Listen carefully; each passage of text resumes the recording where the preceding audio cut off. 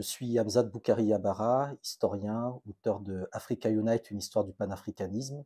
J'ai également co-dirigé le livre L'Empire qui ne veut pas mourir, une histoire de la France-Afrique.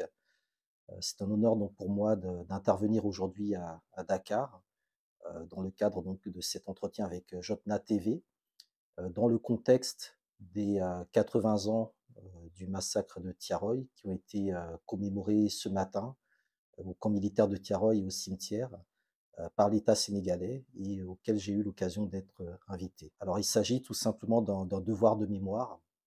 Premièrement, il est important de se souvenir que nos ancêtres ont combattu pendant la Seconde Guerre mondiale, ont joué un rôle décisif dans la victoire contre le nazisme et le fascisme, et que leur sort au lendemain donc de cette victoire n'a pas été heureux.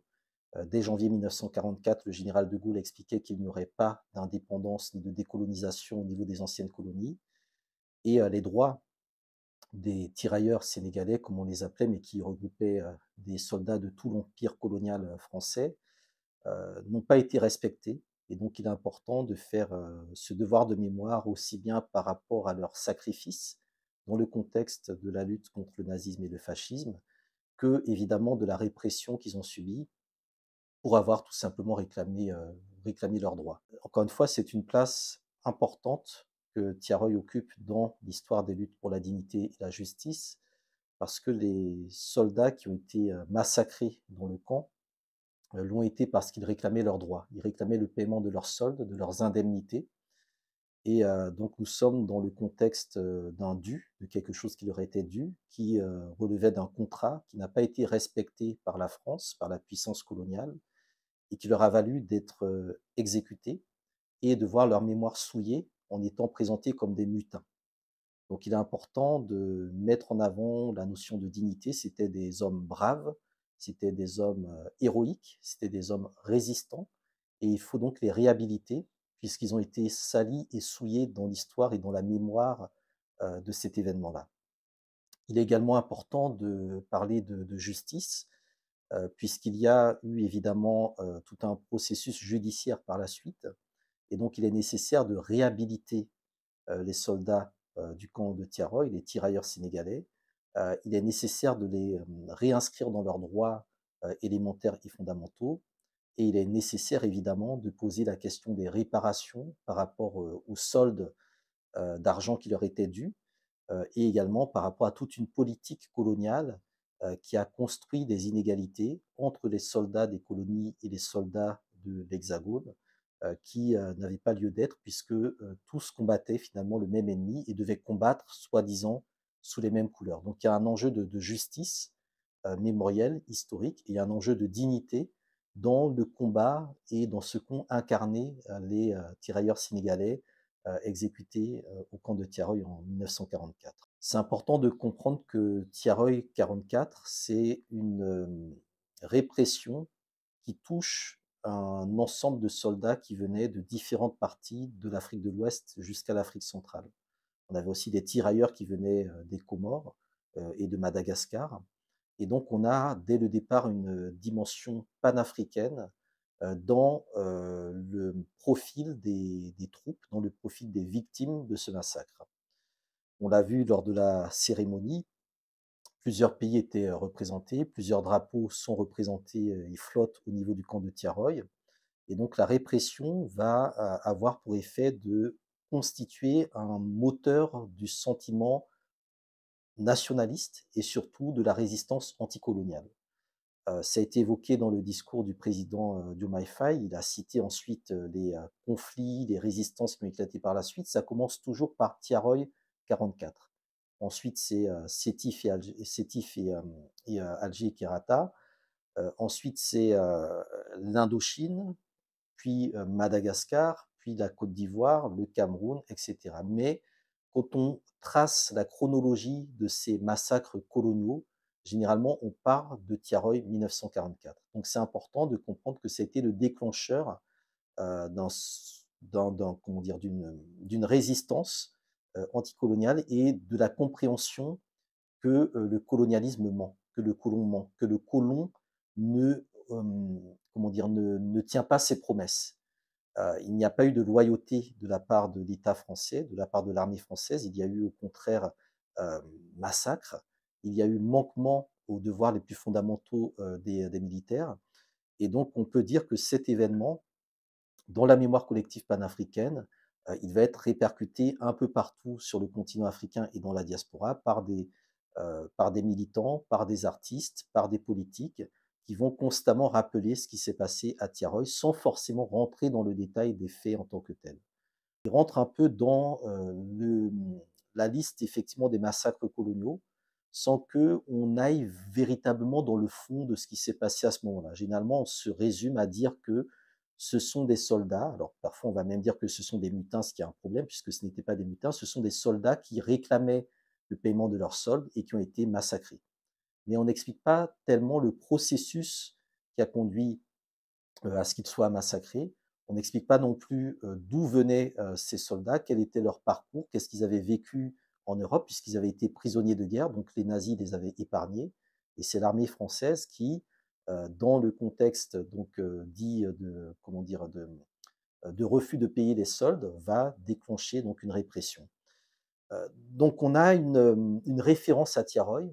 Tiaroy est un mot, un nom qui parle, est un nom qui évoque des choses, mais qui n'est pas forcément, je dirais, enseigné de fond en comble pour plusieurs raisons. D'une part, l'histoire des tirailleurs sénégalais est plus longue, elle débute en 1857 et souvent, pour comprendre Tiaroy, il faut comprendre aussi d'autres injustices et d'autres trahisons qui ont eu lieu auparavant, comme par exemple le fait que lors de la Première Guerre mondiale, lorsqu'ils sont recrutés par Blaise Diagne, souvent de force, on leur promet la citoyenneté française et en fait très peu l'auront au final.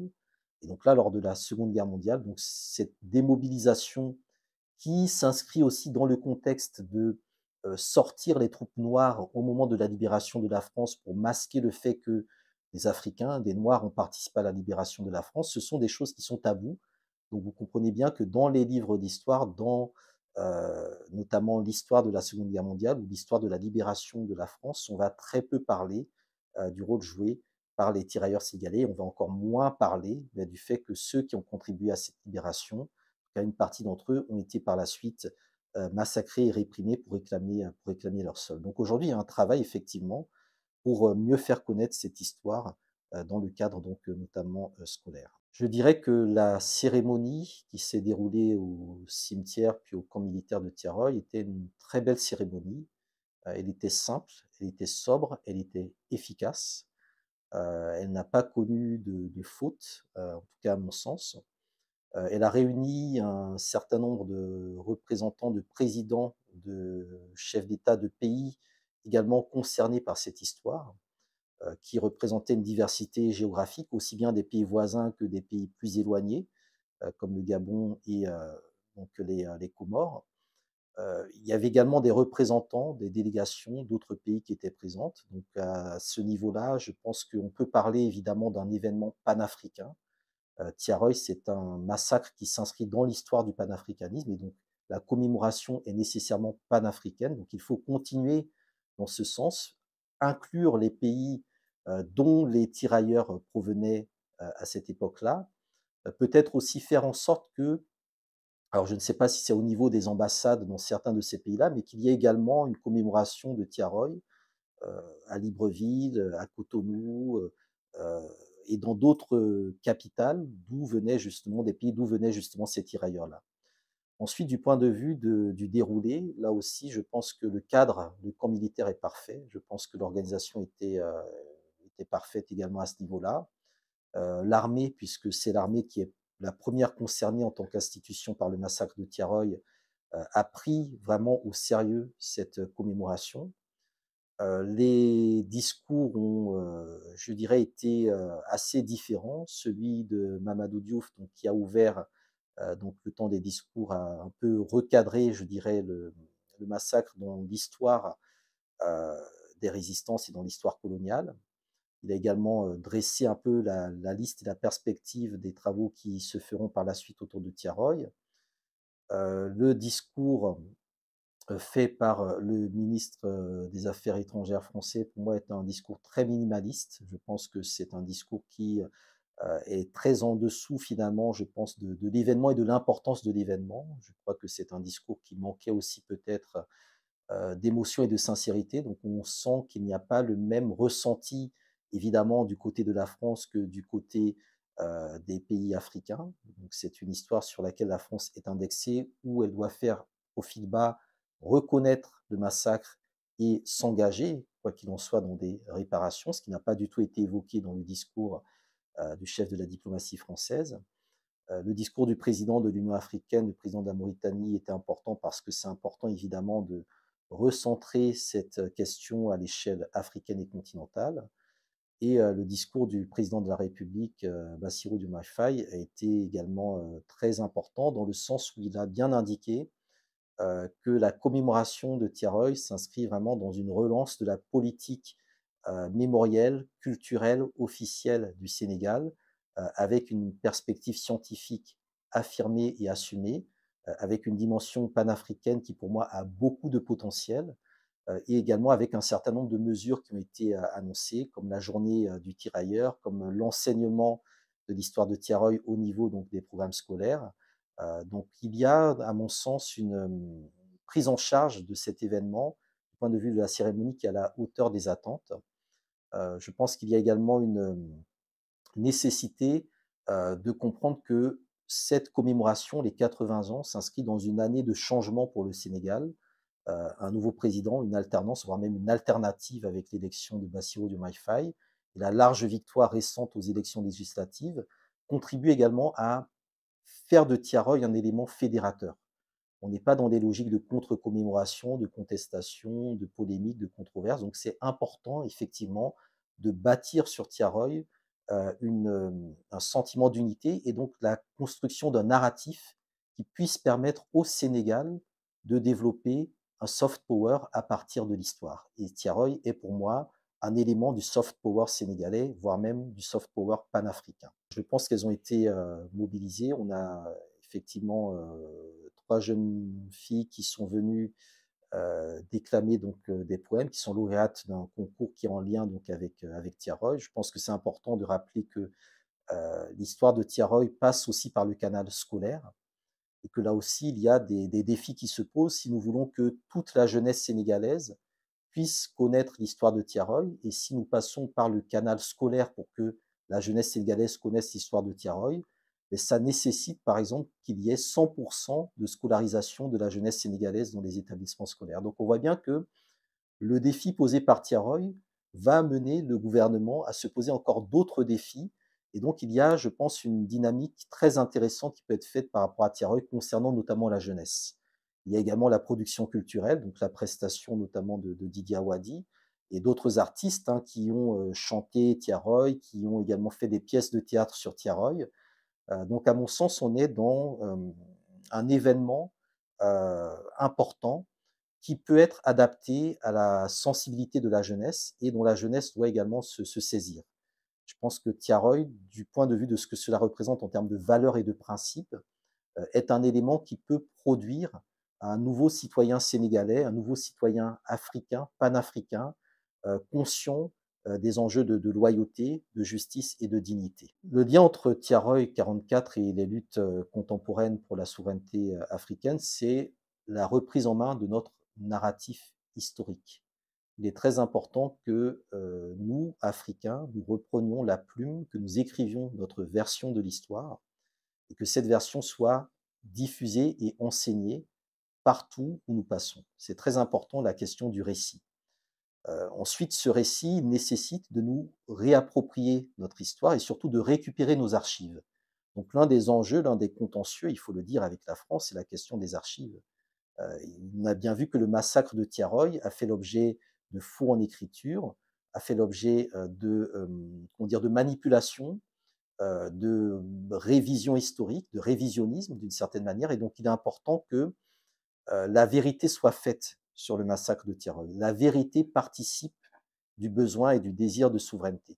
Et donc Tiaroy est un cas d'école à partir duquel on peut poser la question de la souveraineté politique à travers les questions mémorielles, à travers les questions historiques, à travers les questions scientifiques, puisque à l'inverse d'autres rapport commandé par la France pour le Cameroun ou l'Algérie ou le Rwanda. Là, on est sur une initiative du président sénégalais, de l'exécutif sénégalais, pour que ce soit des historiens mandatés par cette commission-là qui fassent ce travail-là. Et donc, a été souligné effectivement le choix du Premier ministre Ousmane Sonko de confier à Mamadou Diouf la présidence de ce comité d'organisation. Donc, cet enjeu de souveraineté à travers l'histoire, il est important. Un autre enjeu également important, la question militaire. Nous parlons beaucoup des armées africaines.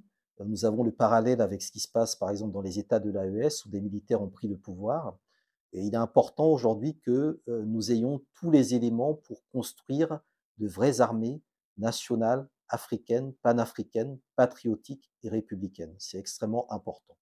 Et dans ce contexte-là, l'expérience de Tiaroy, l'expérience ou l'histoire plus longue des tirailleurs sénégalais, qui est un peu plus compliquée que le seul événement de Tiaroy, doit nous amener à réfléchir sur l'institution de l'armée, comment prendre en compte les besoins actuels de l'armée dans un contexte où le président Bassirou Diomaye Faye a annoncé, ou en tout cas a fait bien entendre que la base militaire française, les militaires français présents au Sénégal doivent quitter le pays. Donc là aussi, je pense qu'on est dans un timing qui est extrêmement intéressant. Il faut effectivement que la France quitte militairement le Sénégal. Je pense qu'elle a fait son temps ici, elle est restée beaucoup trop longtemps ici. Et le fait que Tiaroy arrive pour rappeler que le Sénégal a été le théâtre d'un massacre de tirailleurs sénégalais par l'armée française est un élément qui, pour moi, ouvre très largement la porte au départ de l'armée française du Sénégal et même d'autres pays du continent africain. On a parlé du Tchad, on pourra parler également du Gabon, de la Côte d'Ivoire ou de, ou de Djibouti. Donc il y a là aussi un enjeu important. Le troisième enjeu, c'est que la question de Tiaroy s'inscrit dans un contexte de lutte, de résistance pour obtenir ce qui était dû à ces soldats-là, c'est-à-dire leur argent. Et donc, il y a évidemment un lien avec les luttes sociales, avec les luttes syndicales, avec les luttes économiques, qui peut rejoindre effectivement la ligne du PASTEF, la question de la justice économique, la question des droits des travailleurs, la question des conditions de vie, la question de la lutte contre le système capitaliste ou néolibéral dans ses dérives que subissent les populations. Donc je pense qu'il y a là aussi un enjeu assez intéressant. Alors, inscrire Tiaroy 44 dans les manuels scolaires nécessite effectivement d'avoir un narratif établi, défini, d'avoir la vérité historique, en tout cas d'avoir le sens dans lequel on veut présenter précisément le massacre de Tiaroy, à la fois l'événement du massacre, mais également tout ce que cela a pu déclencher et tout ce qui a pu précéder ce massacre-là. Donc il faut un narratif. Ensuite, il faut effectivement que ce narratif-là puisse être déployé aux différentes tranches d'âge de la jeunesse. Alors, ce n'est pas un travail nouveau. Quand on parle des 80 ans du massacre de Tiaroy, il y a déjà eu des initiatives dans le passé, il y a des projections débats, il y a des enseignants qui font cours sur Tiaroy. Il faut évidemment que cet enseignement-là soit, comment dire, réaffirmé et renforcé. Il faut faire également de la visite du mémorial et du camp militaire et du cimetière des lieux de mémoire. Donc là aussi, la décision du président Diomaye Faye de mettre en place un mémorial de Tiaroy est important. Donc c'est un lieu dans lequel la jeunesse sénégalaise et africaine devra se rendre pour justement vivre cette histoire de l'intérieur, la ressentir. On peut penser également à la manière dont les nouvelles technologies peuvent aujourd'hui produire des images de synthèse ou même autour de l'intelligence artificielle, reproduire les événements de Tiaroy, le massacre de Tiaroy, pour amener, je dirais, cet événement qui a 80 ans, dont on va dire les pratiques sociales de la jeunesse d'aujourd'hui, qui sont très liées à l'écran et au digital. Je pense qu'il y a également tout un travail qui est déjà fait dans la production artistique, théâtrale et culturelle qu'il faut poursuivre, renforcer et doter de moyens suffisamment conséquents. Et pour ce qui est de l'histoire officielle des pays africains, là encore, je crois que la journée du tirailleur sénégalais que le président Diomaye Faye a décrétée, en présence d'ailleurs du président en exercice de l'Union africaine, devrait être déclarée à l'échelle continentale. Je pense que l'année prochaine, 2025, qui est l'année où l'Union africaine a choisi le thème des réparations, je pense que ce serait un acte fort que la journée du 1er décembre soit au niveau du continent africain dédiée à la mémoire du tirailleur sénégalais, tirailleur africain, en tout cas de tous ceux qui ont combattu pour la libération, la justice et la dignité du continent africain avec une dimension évidemment globale et internationale. Je pense également qu'il serait effectivement important que au niveau des ambassades du Sénégal, dans un certain nombre de pays africains, on fasse autour du 1er décembre des événements. Ça peut être des conférences, ça peut être des projections, où on inviterait effectivement les autres ambassades des pays africains présents et les autorités du pays dans lequel l'ambassade se trouve, à un temps de recueillement, à un temps de commémoration autour de Tiaroy. Pour renforcer la conscience panafricaine, il faut que l'histoire de Tiaroy soit enseignée partout sur le continent africain et dans la diaspora. Il faut que l'histoire soit également traduite dans un grand nombre de langues africaines, bon, y compris aussi des langues dites coloniales, et que on comprenne également que Tiaroy a été un moment de mobilisation des nationalistes africains, des panafricanistes, qui vont ensuite se battre dans les années 40 et 50 pour l'unité africaine.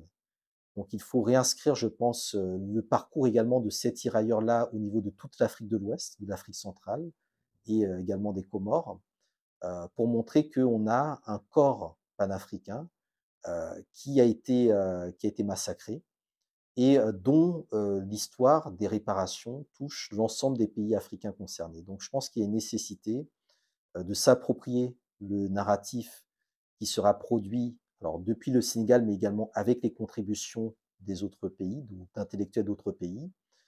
Il est également important que dans les événements panafricains, en tout cas dans le récit, le narratif panafricain, on fasse également de Tiaroy un moment de recueillement, un moment de citation, un moment de libation, et que on inscrive dans le panthéon panafricain, donc l'espace dans lequel on a les grandes figures, les Kwame Nkrumah, les Patrice Lumumba, les Thomas Sankara, donc que l'on cite régulièrement, et qu'on cite également les martyrs de Tiaroy. Ce serait, je pense, un élément qui permettrait à la jeunesse de s'interroger sur qu'est-ce qui s'est passé à Tiaroy. L'histoire montre que les victoires sont possibles. L'histoire montre que la justice est un long combat. Et l'histoire montre qu'il ne faut pas baisser les bras et ne jamais renoncer à ce qui nous est dû. Les tirailleurs qui ont été exécutés et massacrés à Tiaroy étaient des hommes justes, étaient des hommes braves, étaient des hommes courageux, qui avaient tout à fait raison de réclamer ce qui leur était dû et qui sont aujourd'hui entrés dans l'histoire alors que la France, en tout cas ceux qui ont commandité le massacre, espéraient les faire tomber dans l'oubli. Et je pense que c'est un enjeu important, la question de la conscience historique. Donc il ne s'agit pas juste de commémorer les 80 ans de Tiaroy aujourd'hui.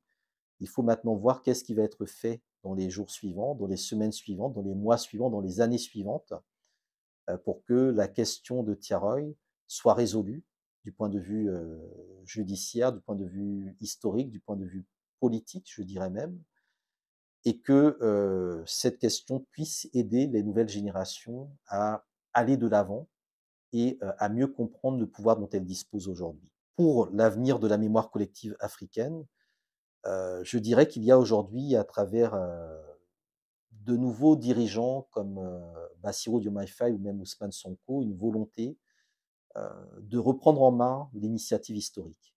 Et ça, c'est quelque chose qui est extrêmement important. Il y a toute une jeunesse sénégalaise qui est présente, qui est debout, qui est mobilisée depuis très longtemps, même avant l'alternance, pour que l'histoire de l'Afrique, l'histoire du panafricanisme soit dite de manière juste. Et cette jeunesse, nous ne devons pas la décevoir. Nous devons faire le travail jusqu'au bout. Il ne s'agit pas de lancer des annonces ou des déclarations et ensuite de passer à autre chose. Il faut terminer le travail et il faut terminer le travail pour rendre hommage et honneur à nos ancêtres. Donc la question que nous devons toujours nous poser dans le devoir de mémoire, c'est est-ce que nous sommes à la hauteur de nos ancêtres? Et c'est dans ce sens-là que nous construisons une éthique africaine, une éthique panafricaine qui doit nous permettre de dépasser les difficultés que nous connaissons aujourd'hui. L'intérêt de Tiaroy, c'est également de nous unir. il y avait des Africains qui venaient de tous les pays d'Afrique de l'Ouest. Et aujourd'hui, on voit des tensions au niveau de l'Afrique de l'Ouest qui sont parfois internes et souvent fomentées de l'extérieur. Donc nous devons utiliser des moments comme la commémoration des 80 ans de Tiaroy pour ressouder l'unité africaine, ouest-africaine, et relancer les dynamiques panafricaines à destination notamment de la jeunesse.